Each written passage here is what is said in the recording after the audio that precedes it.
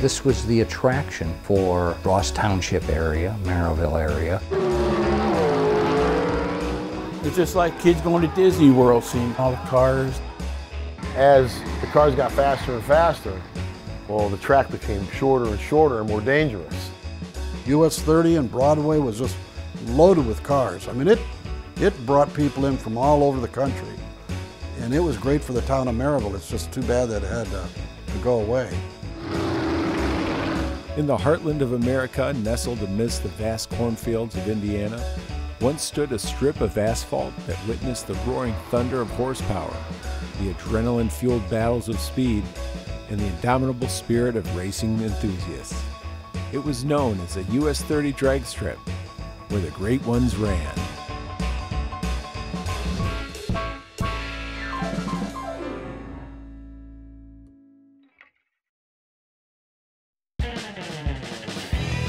After World War II, the American automotive industry was booming, and car enthusiasts were looking to push the limits of their vehicles.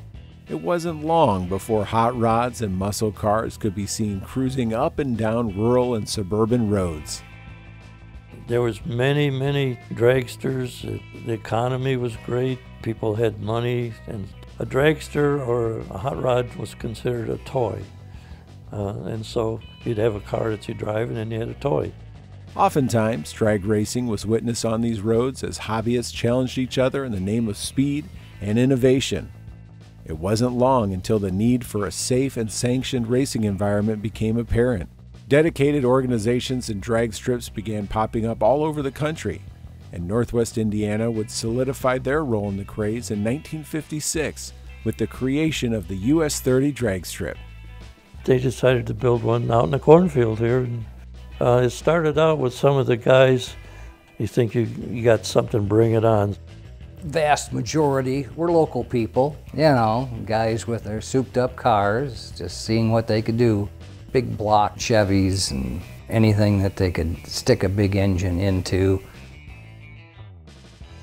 Upon its opening, the US 30 Dragway, as it was initially called, quickly gained popularity among local racers who were eager to test their skills and machines on the quarter-mile strip.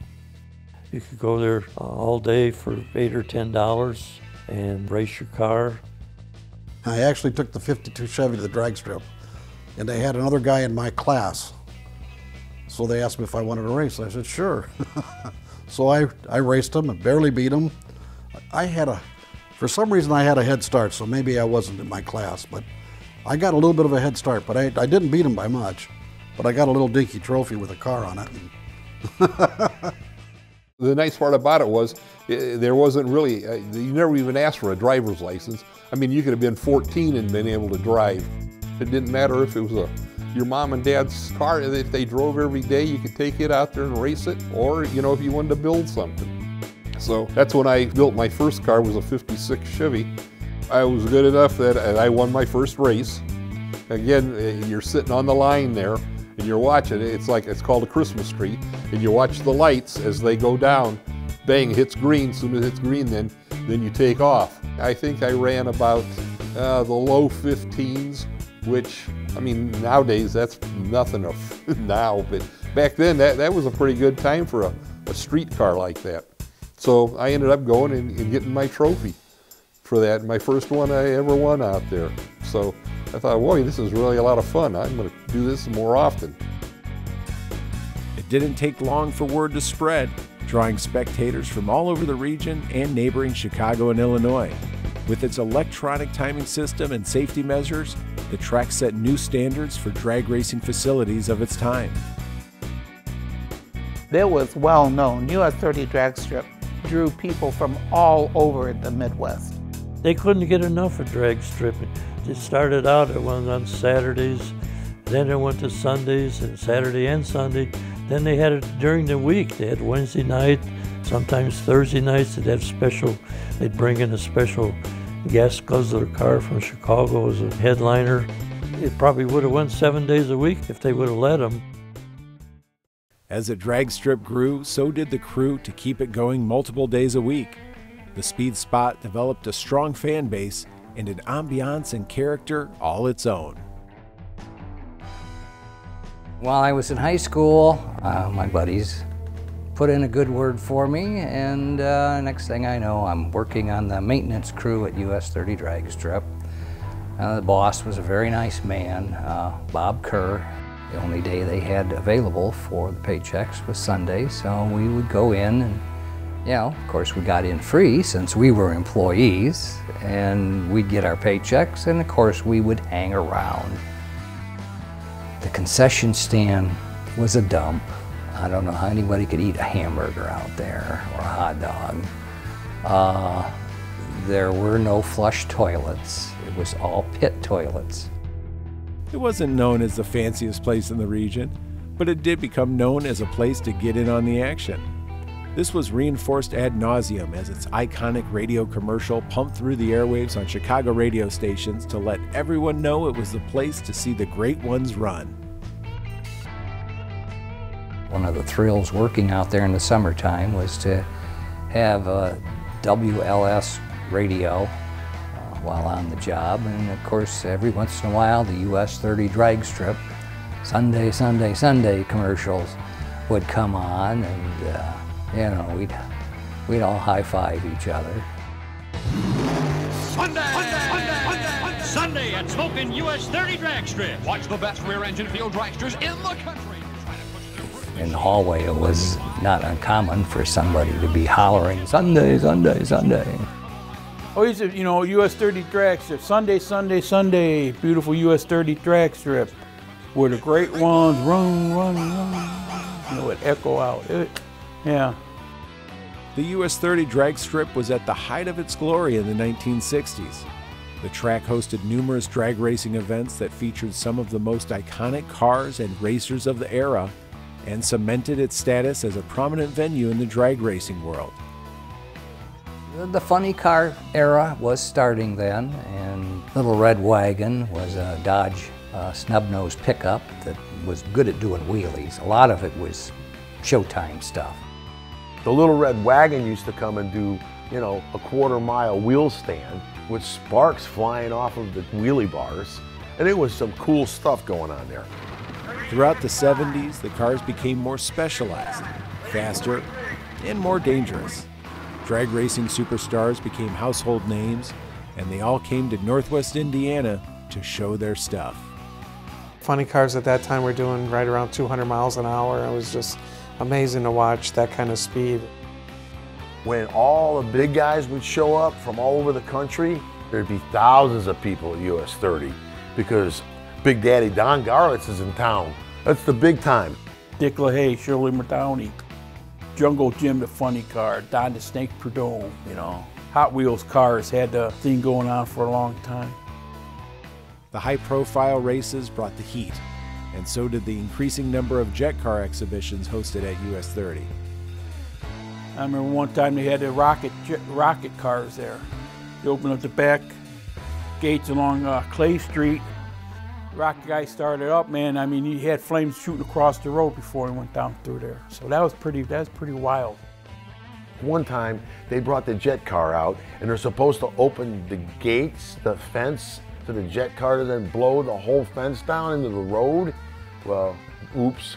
As soon as that guy hit that throttle on that jet, hit that afterburner one time, it blew the doors and fence completely into the road. I was there for that. I don't remember the name of the car, I don't remember the name of the driver, but I remember somebody must have lost their job tonight because that was a mess. They had to shut everything down for like a half hour to get all the debris off the road. In the early days, the roar of the crowd and steady hum of horsepower could be heard by anyone driving by the venue.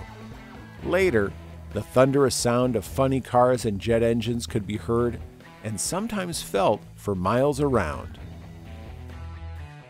My bedroom faced a US 30 Dragstrip, so on Sunday morning, I was virtually levitated out of my bed at 7 a.m. when they would fire up all the engines.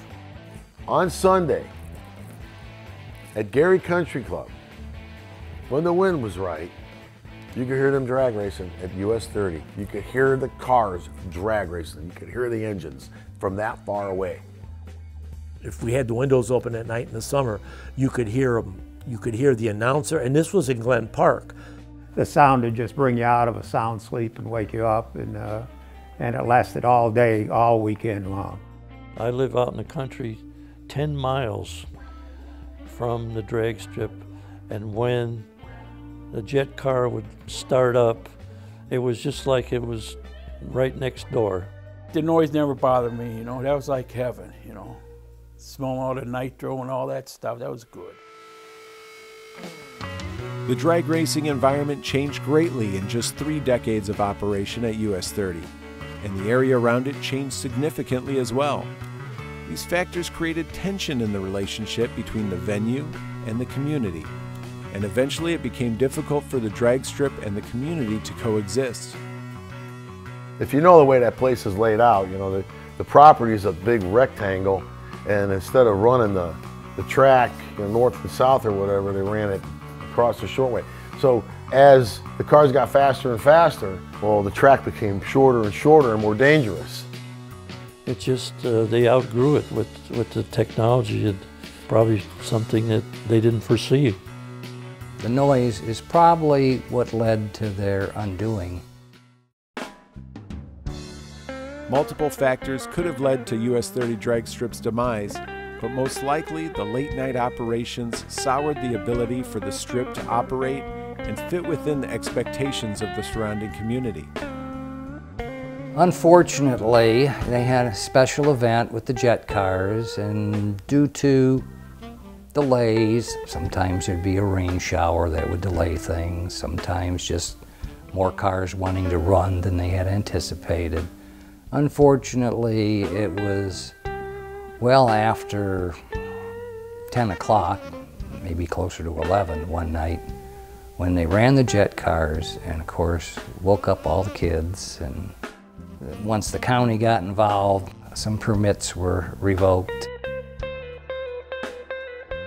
In 1984, the US 30 drag strip closed its doors after decades of years in operation.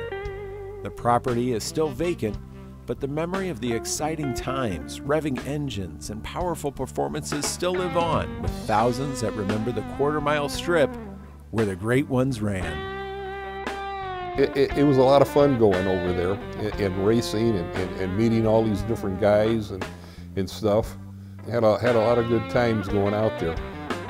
It was great at the time. I wish it was still around. It's well missed.